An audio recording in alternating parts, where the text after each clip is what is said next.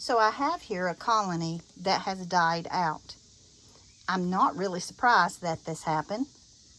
Although this was a very strong colony early spring, it threw a lot of swarms.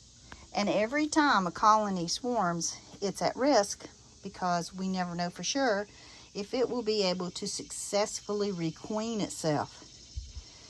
Now, the fact that I obviously have wax moths in this comb is no one's fault but my own.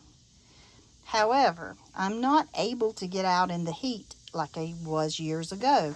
So I do the best I can to get my bees ready for the flow, and then they kind of are on their own for a little while, which is another reason that I don't keep very many hives anymore.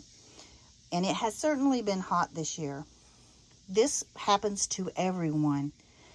It's not something we enjoy, but it is not uncommon to lose a colony, and it's not uncommon to have wax moths move in and destroy your comb. If you didn't know better, you might think that wax moths killed your bees because we're going to find evidence of wax moths living in this comb.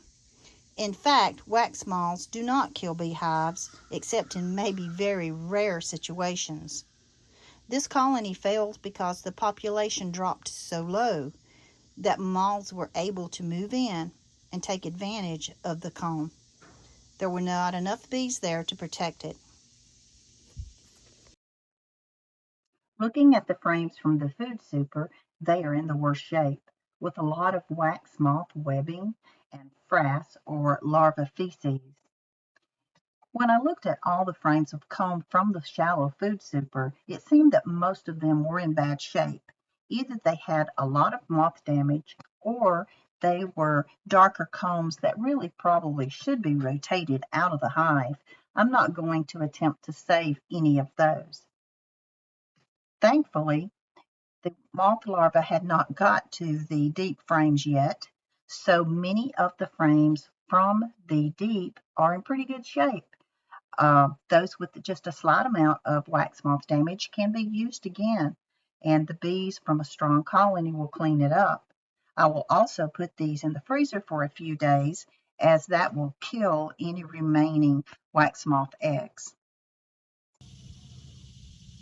Wax moth larvae are not bad guys.